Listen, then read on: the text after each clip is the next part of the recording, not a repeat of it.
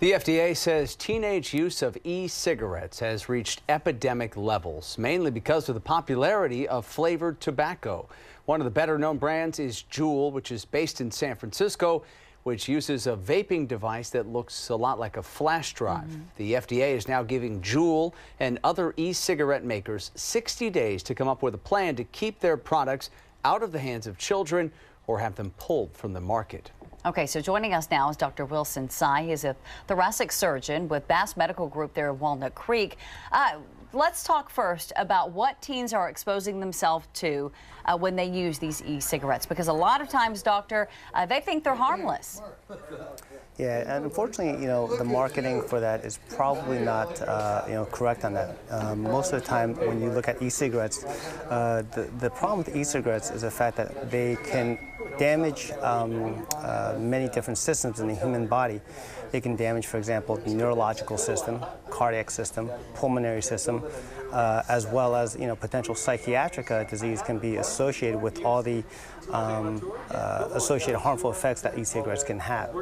So, for example, e-cigarettes are known to have very high levels of nicotine, and nicotine essentially can cause developmental delays in a child's brain centers, especially the prefrontal cortex.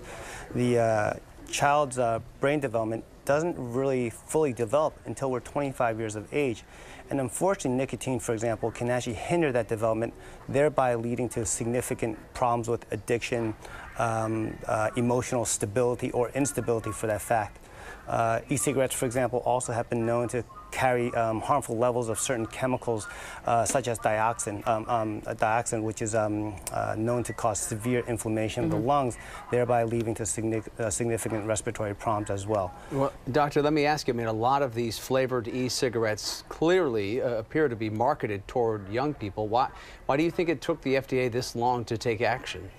I think, currently the data on e-cigarettes is probably not as expansive because of the duration of time that these cigarettes have been on the market. And so, quite honestly, from an epidemiological study, you need duration of time to show that there's been harmful effects, for example. That's probably one of the most common causes, or the most primary cause that nothing has really been done up to about now. Well, what do you see happening here? Because we're hearing from some of the makers that, they don't want to promote underage use of their products, that they're against it. But on the other hand, why would you create a product designed to look like a USB? Yeah, and I think besides the fact, of the design of this device, for example, my friends who have adolescent teenagers in high school tell me the high percentage of teenagers that are using this because it's so easy to hide. Yeah.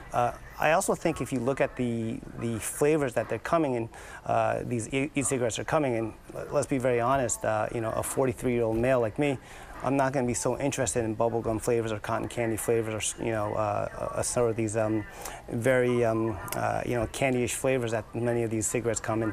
Now, aside from getting rid of those, flavors that are clearly geared toward young people, what do you think are some of the other steps that these e-cigarette companies should be taking here to try to limit the number of adolescents who are buying their products?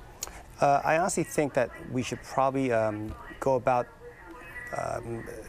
exerting certain laws that we have for cigarettes as well. Probably the marketing, unfortunately, has been very hesitant about admitting that e-cigarettes can cause significant damage to health systems, our health systems. So I do think that e-cigarettes should really fall under similar laws and regulations that cigarettes currently have. Warning signs, for example, on the cigarettes probably have a certain age limit that limits certain children under 18, for example, from buying them. I think that's probably a good step in starting this campaign here. Yeah, we'll see if that is in fact the direction that the FDA moves toward. Doctor, thank you so much for talking with us. Again, something all parents out there need to be aware of. Appreciate it. Thank you. Still ahead here, entire communities under mandatory evacuation orders as Hurricane Florence approaches the Carolinas. Coming up next, we're going to talk